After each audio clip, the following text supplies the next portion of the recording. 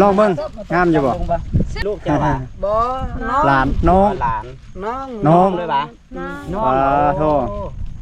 ยังมีน้องน้อยซำนี้เนาะเอาคิดแล้วว่าลูกเจ้าละพอดีบ่โอ้พอดีงามนะครับเนาะโอ้ยอ๋อลือเป๊ะมักซิบอีเอ้ยทำมาพอดีเป๊ะมักเศร้าใจ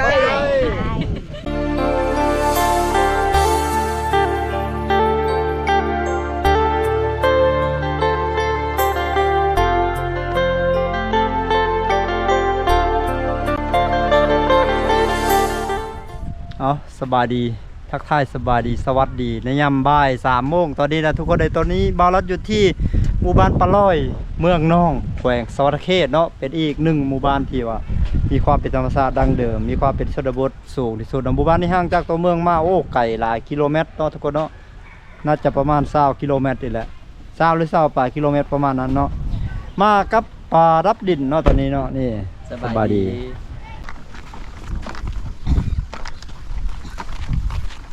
แถวนี้จะเป็นส้นเผามะกองส้นหลายนะวิถีชีวิตในยามแรงจะประดับดินกระเชียเอาเงินมี FC ฝากเงินมาให้เมตูอันนั้น FC ของประดับดินฝากมาเดี๋ยวตามเพิ่นไปเบิ่งเขากำลังเฮ็ดกิจกรรมในยามแรงผ้าพื้นผ้าหยังได้โอ้อยู่นี่ตากอันนั้นตากมะกระบุกทุกคนนะโอ้นี่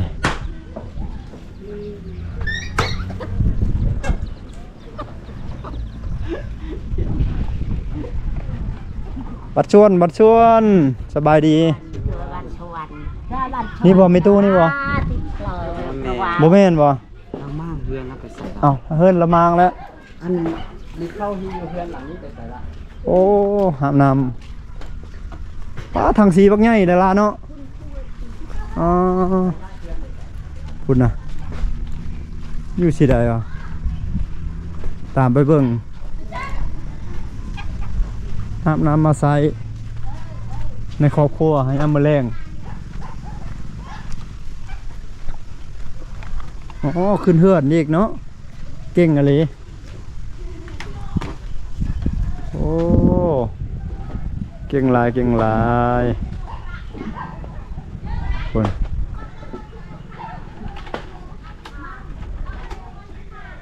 แล้วสำเร็จเอาไว้ล้างถ้วยล้างอย่างเฮ็ดอยู่โคกินเนาะล่ะเนาะ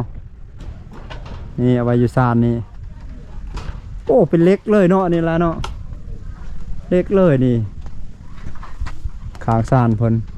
เล็กท่อน้ำมันแต่สงคราม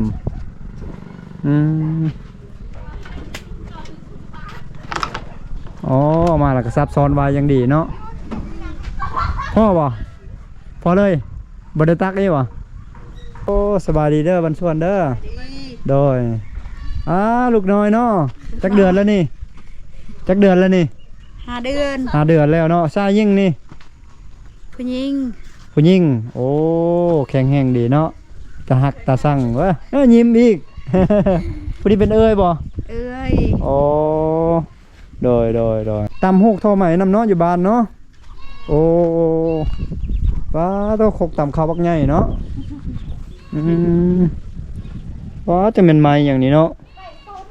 ตำสู้มือบ่อ๋อเฮ็ดหูกน้ำทอสิ้นบ่นี่โอ้ไม้หลายขนาดเนาะไม้อันนี้ไม้ลายมันนี่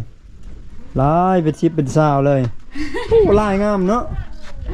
ลายงามคักอะไรทุกคนเลยงามติโดยบ้านในเผามังกรบ่หรือเผาตรีหรือมังกรเนาะอ๋อสะอ่อนเสาเฮือนคักเสาไม้โดยสบายดีบัดชวดเด้อแม่เด้อโอ้เดี๋ยวไปเบิ่งกันทางนกทรายประดับดินอันนี้เขาซื้อบ่มากระบกนี่เขาซื้อแต่เคยบ่ขาย อ๋อเขาซื้อโลเท่าไหร่โอ้บริสุทธิ์ขายไม่ได้เอามากินเนาะแต่ก็มีคนมาล่อซื้ออยู่ อันนี้เครื่องอันนั้นเนาะฟัดเข้าเนี่ยฟัดเข้ากระดงฟัดเข้าพันยังโอ้เฮือนอยู่นี่เนาะ เลือดดึกแน่ โดยโอ้ เลือดงามทุกลาย โดยอันนี้ไม่ยังในโซลาร์เซลล์เนาะตอนแรกเราไปใต้บนนี้นะขออนุญาตจับโอ้ลำโพงไปฟังเพลงคำมาแล้วเนาะโอ้จาก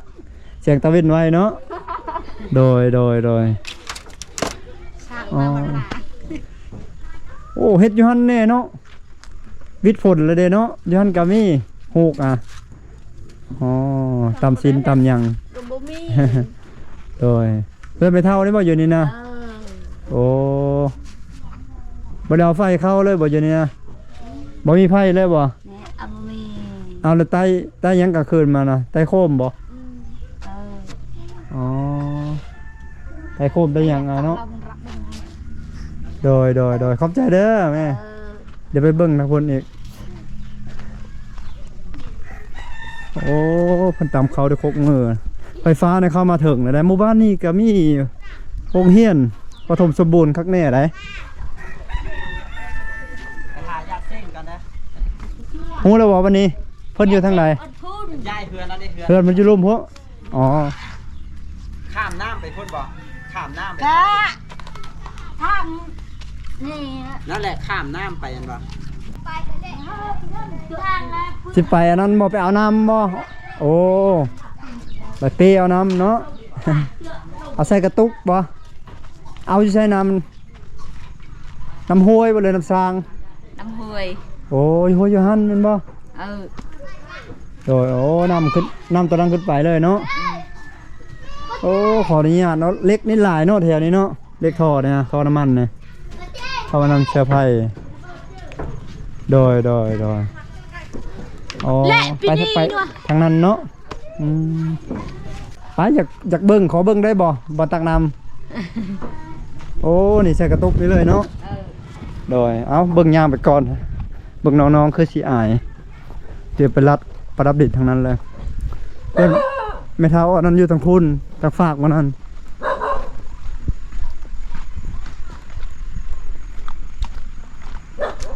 สุดเผาใหญ่ถือว่าสุดเผาบลูและสุดเผาย่อย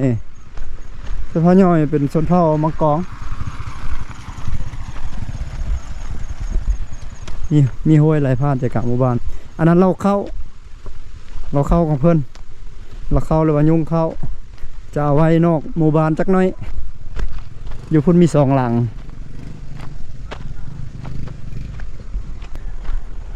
คลิปนี้เป็นคลิปที่4 คลิปที่4ของเดือนธันวา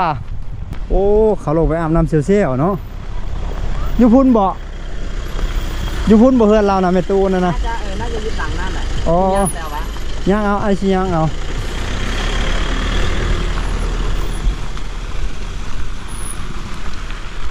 จะไปทางนี้ดีกว่า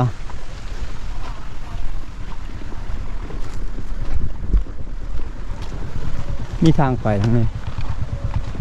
ทางกระตั้งแล้วไม่ไหมเลยนะเราเขาเนี่ย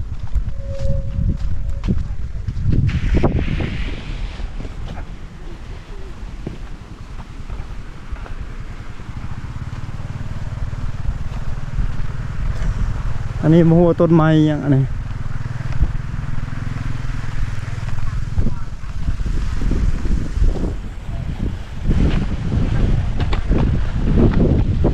ขัวสะพานข้ามน้ำนี่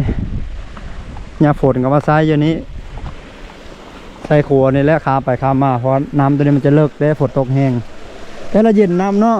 เย็นเบาๆเย็น ใส่คักเนาะ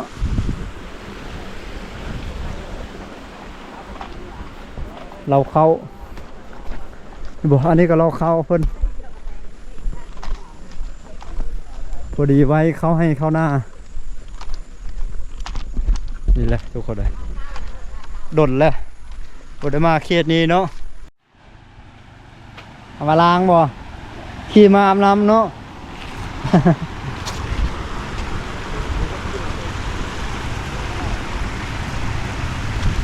ใส่พักในน้ำ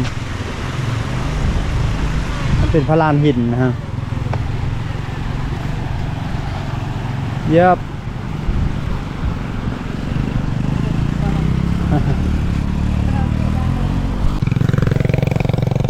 อยู่จุดนี้ห้างหมู่เนาะมีเฮือน2 หลังแล้วก็เราเข้าหลังเจ๋ป่าเลยเห็นเพิ่นกำลังตำเข้าอยู่ตอนนี้บลักกับประดับดินกำลังเข้ามาจุดนี้จุดเฮือนไม่เท่าที่ว่าประดับดินตามหา BFC ของคุณพักเงินมาให้สบายดีบัดส่วนอ้าย ไปดี โดย มาแต่อันนั้นบ่นี่นะตัดกล้วยบ่คือว่าเสือเจ้าเฮ็ดแต่อย่างกล้วย โอ้ได้หลายบ่ เจอลายเจอเลย บ่หลายปานใด ได้ลาย โดยเอาขออนุญาตครับไปพุ่นเด้อใจขอบใจ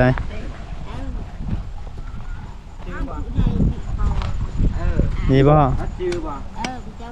โอ้พอดีเนาะตามหาพอดีเนาะ เพิ่นนักเพิ่นจื้อมึงนั่นน่ะ โอ้โห อันนั้นน่ะแม่นลูกสาวไผนี่ลาด ตามข้าวยามมื้อแรง ตอนนี้อยู่นำผู้ใดตอนนี้อยู่นำผู้ใดใจดงหยาดดงหยาดดงหยาดเด้งอยู่ใส่ที่ใส่ดง เละดงไม้ ดง ไง อันนั้นเด้ อันไหน อันนั้นได้ดงผู้ใดอันนั้นน่ะ เอาบากี้อันไหนดงก็ไหนจะไหน เพื่อนเราหลังนี้เนาะ อันนั้นเป็นเพื่อนผู้นี้ญาติเส้งในนั้น เอา เพื่ เบีย อน ร์ไหน นี่เนาะอ๋อ อยู่น้ำกันจัก ตัดกล้วยมาใส่นี่เรียกกล้วยเรา ไปเนี่ยนะเนี่ย สุกแล้วเนาะ 7 คน เอาไว้ทางหน้าตะแกรงโอ้ฮอนด้าข้างในได้รถเลย เอา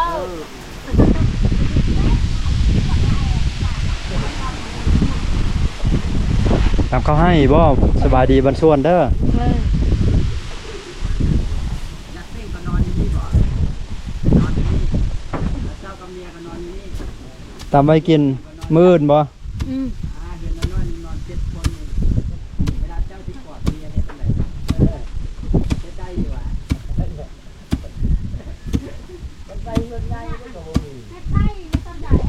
ขมือบ่ตำนี่ อืม เอาขมือเลยเนาะอ๋อ ขนาดมันนอนน้ำกันหลายคนก็ยังมีโรคหลายเนาะนอนอย่างนี้เนาะเป็นอะไรขาดีขึ้นแล้วบ่ดีขึ้นแล้วบ่ขา คกคือเบาใหญ่ๆเลยคกนะเห็นอยู่อันกลางบ้านน่ะบักใหญ่คกบักใหญ่อยู่กลางบ้านอันนี้คกไก่วะเนี่ยจะเลี้ยงไก่วะตุ้ยบ่ไหนอ๋อคกไก่เพิ่นต่างมักกะบกเนาะเขาซื้อโลนึงเท่าไรมักกะบกอ่ะมุกกะโลมาแล้วกระบกอ่ะ โบ10,000นั่น โลละ10,000อ๋อคนเวียดบ่ไปซื้อหรือคนลาว เวียดก็ซื้อลาวก็ซื้อ โดยเวียดก็ซื้อลาวก็ซื้อเนาะอืม ไปเนี่ยไปก็ไม่ได้ตักทางเดียวนี่ก็ได้รักแล้วบรูโบเวทอยู่ฮะ ฮะ โบเวทเนี่ยโบเวทโดนดันเจอคนชอบเป็นไงนะเจ๊ไงนะโบเวท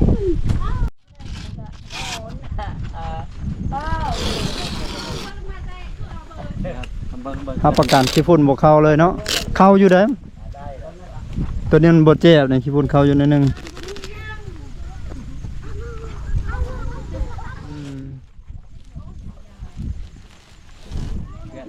ครอบครัวละผืน ก็คนละผืนพอแล้ว นั่นแหละครอบครัวนั้นผืนหนึงครอบครัวนี้ผืนหนึง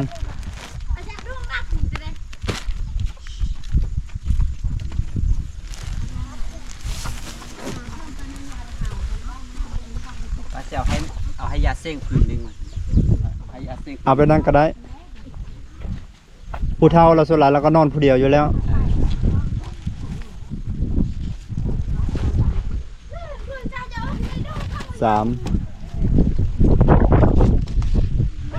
เด็กน้อย เด็ก จืด เดี๋ยวไอเขียนอยู่ไอเขียนไว้อยู่เด็กน้อยมันมีแต่1 ปีหา3 ปีแล้วก็3 ปี 5 ปี เครื่องพูดเท่าอีกเท่าไหร่แล้วเจ้ามันเป็น นั่นแหละตัวบ่อนนั่น เป็นของน้อยๆนึง ไอเขียนใช้เบิดเลยในธงดำธงหยังไอเขียนใช้เบิดเลย อันนี้เครื่องนึงที่มันเป็นว่าเป็นเครื่องพุทธเฒ่าอันนั้นนะ อันนั้นผู้ยิ่งกลางแล้วธงตัวดำๆนั้น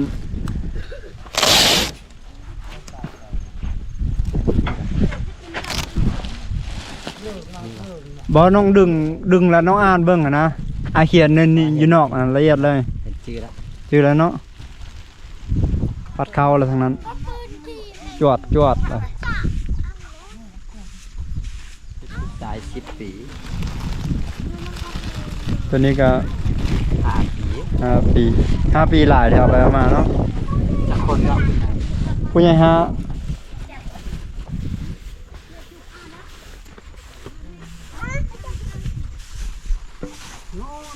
ไม่ได้เลยใส่มือพี่แล้วทำตัว หนาวละ เอาเสื้อเขากอด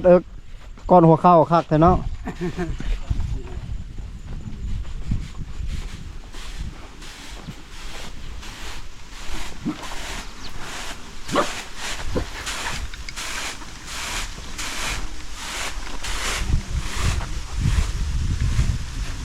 ยังบ่ทันได้เปลี่ยนข้าวสารเลยเนาะ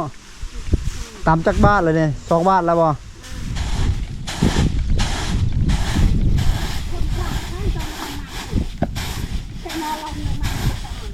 นี่ต้องดูเบิ้มไปยังตะกันแน่ ฟัด3-4 ฟัดแล้วก็มาตำ พัดอมนะจ้ะ อันนี้มันเป็นเครื่องเก่าเลย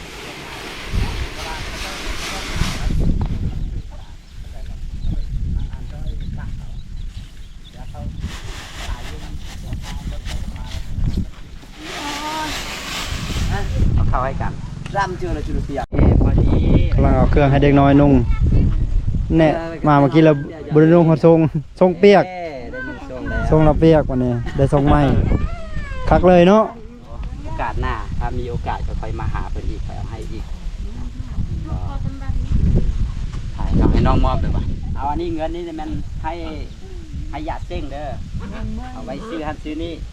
อยากกินหยังก็ไปซื้อกินเด้อเข้าใจอยู่ป่ะเออ เงินผู้ใหญ่ใจดีเพิ่นฝากมาให้ มีผู้ใหญ่ใจดีทางต่างประเทศพุ่นแหละทางประเทศเนเธอร์แลนด์บ่ฮู้จักติคนลาวเนี่ยแต่ว่าเพิ่นไปอยู่ต่างประเทศพุ่นแล้วเพิ่นฝากมาให้เครื่องนี้คือกันเพิ่นเอาเงินให้ซื้อมาให้แม่ตู้ก็เอาเงินได้ให้1 ล้านกีบนะให้พรเพิ่นได้ขอบใจเพิ่นได้ ใช่ป่ะใช่เข้าใจแล้วเข้าใจแล้วก็ได้ ขอบใจให้อยู่ดีมีแฮงได้อต่อไปเด้อแล้วก็มีเครื่องผ้าห่มนี่แม่นผืนหนึงอันนี้ของให้อันผืนนี้เนี่ยมันของยาเส้งเด้อเอาไปห่มเด้ออันนี้นะอันนี้แม่นยาเส้งเอาไปห่ม ไม่ได้ ให้ยาเส้ง ไม่ แล้วก็ของยาเส้งก็จะมีเสื้อแน่เอาอันนี้ของยาเส้งอันนี้แหละของยาเส้งเอาไปห่มเด้อส่วนผ้าห่มอีกผืนหนึงนี่มันเอาให้เจ้าครอบครัวนั่นเอาบ่ลูกกินนมอยู่แล้วก็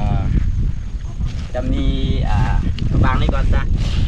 แล้วก็ผ้าห่มอีกผืนหนึงเนี่ยมันเอาให้เจ้าเด้อเอาให้เจ้าเอาให้เจ้าห่มกับผัวเจ้าเด้อ ตามเนาะจะห่มผู้เดียวก็ห่ม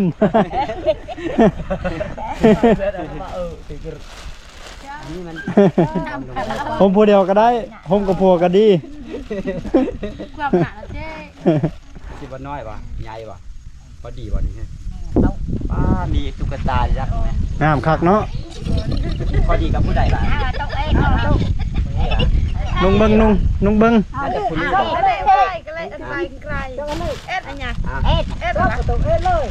ลองเบิ่งงามอยู่บ่ เชือบนอนเชือบ ชุบเลย เชือบ ชุบยิง ยวนต้องกะ โต๊ะรอบมันจะมีอันนั้น ไอ้สอดนะ ยวนอะไรอย่าง ยั่วระดับยั่วระ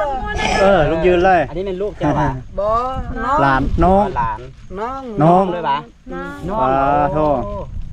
ยังมีน้องน้อยซำนี้เนาะเอาคิดแล้วว่าลูกเจ้าละ อ้าว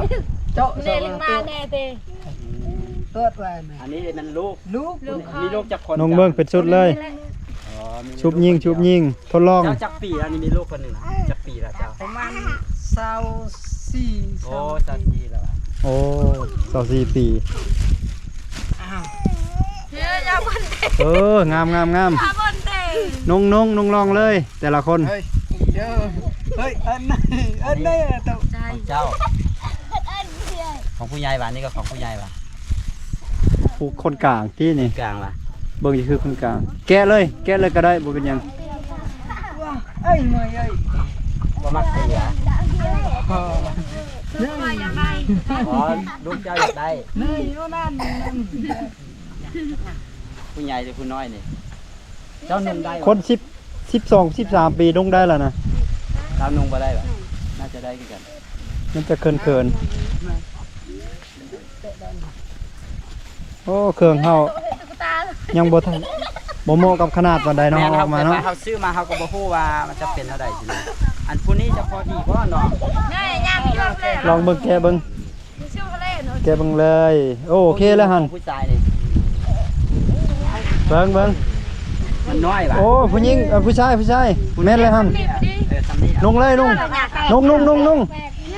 ชุบอ่อน พักอะไรพักซึบ นุ่งให้เนี่ยชุบนะชุบย้อนนั่นน่ะ นอนซึบ นุ่งให้เราเลยเยี่ยม ซึบแต้ม เอ้ยนุ่งแล้วก็ถ่ายรูปนำกันนี่ถ่ายรูปทีมเลย อากาศก็หนาวเนาะลมก็พัดมาโวยๆเฮาก็หนาวเลยบ่ได้เสื้อแขนยาวนี่ผู้ใหญ่ งาม น่าจะเป็นเด็กน้อยเหมือนกันคนนี้น่าจะพอดีคนนี้ ๆนุ่งเลยทรงอ่ะชุบเลยชุบก้นเลย มันก็นุ่งให้กันเนาะ ก็เยี่ยมชุบโยนเลยชุบโยนอันเลยก็เยี่ยมโอ้ยอ๋อลืองามหลาย เดี๋ยว เดียวกันบ่ เพื่อนเนี่ยบ่ อันนี้มันซ้ำผู้ใดซ้ำผู้ใด ผู้นั้นผู้สูงกว่าหมู่ฮะ ผู้สูงน่าจะน้อยโพด เนี่ยเพื่อนอะไรเนี่ยบ่ อีกเข่งก่อน คนละคนละสุด นั้นน้อยบ่คันน้อยบ่คันนี้ เนี่ยบ้าน แน่นอน บ้าน มันซ้ำเดียวกันนะนี่ เจ้า เนาะ อะไรอยู่นี่มาเด้อเดี๋ยวบ้านมันจบเลยกัน ว่าเลย ทดลองมา นี่มันน้อยล่ะน้อยพอดีป่ะ โอ้ผู้ดีงามนะครับเนาะโอ้ยอ๋อลือเป๊ะมักซิบ ต้องให้พระเจ้า เปียมักซิบ นี่เป็นเสื้อกันลมมาเสื้อผู้ใดน้อยผู้ใดใหญ่ก่อน ผู้ซีอันนั้นนะโอ้ได้มาแล้วเนาะทางนั้นเนาะ มันน้อยอันนี้ได้จากคนนี้บ่คนนี้น่าได้บ่น้อยใหญ่พอดบ่ ได้อยู่ ได้อยู่ เสื้อประหยัดทรงยังผู้นี้เนาะยังบ่ได้นี่ยังผู้ใหญ่กว่าหมู่นี่ผู้ใหญ่กว่าหมู่นี่อาจจะเป็นสีเขียวนี่ เต็ม เขียวด้วย แม่น อันนี้มันมีแต่เสื้อใด มันจะเสื้อบ่อ๋อ มันมี เนี่ยvaiเนี่ยvai màyเนี่ยvai mày là เก็บให้แน่ อันนี้น่าจะได้อยู่บ่ที่ว่าซ้ำกันซ้ำกันวะลองเบิ่ง ได้แล้วหั่นนุ่งได้หั่นคักเป็นทีมเลยเป็นทีมเตะฟุต อันนี้คิดว่าเป็น 6คนแล้วเด้ฟุตซอลได้แล้วนี่ อันนี้ของเจ้า หาเพิ่มอีกคนนึงผู้ฮับบานเลยเป็นทีมนึงเลยเตะบานนี่ฟุตซอลนะ ลุงได้ปะบนน้อยปะ ได้ ได้นะ ได้อยู่ ยังคุณน้อยคุณนี่นะ โอ้พอดีงามเลยเอาเข้าในเอาเสื้อเข้าในครับเอานอกออกนอกบ่เอานอกก็ได้เข้าในก็ดี อยากน้อยหนึงบ่ พอดีงามเลย คุณนี่นี่พอดีนี่เด้อันบ่นี่ ม พอดีนี่ อ้าวเฮ้ยเฮ้ยเฮ้ยนอน พอ ดี ดีนี่ นี่ อ้าว này mày เปี้ยมักชิบเอ้ย อันนี้เอาสี เจ้ากันหนาอุ่นคักแล้วเด้ phát cắt mày ลงเลยบ่ อันนี้ลองเบิ่งว่า luôn lời đây ở nó อย่างผู้น้อยผู้นั้นได้ ได้เลยก็ได้บ่เป็นอย่างเดียวค่อยไป จะเลยจะ ซื้ เล อย เอา อ๋อ ยุ่งก็ อ๋ออันนี้มันความจริงมันต้องคุณนี่นี่ ดูเลยจะเลยจะเลย นงเครื่องไม้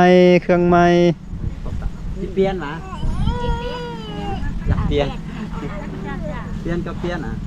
เปียตัวใหญ่บ่ ตัวนี้มันใหญ่กว่า นี่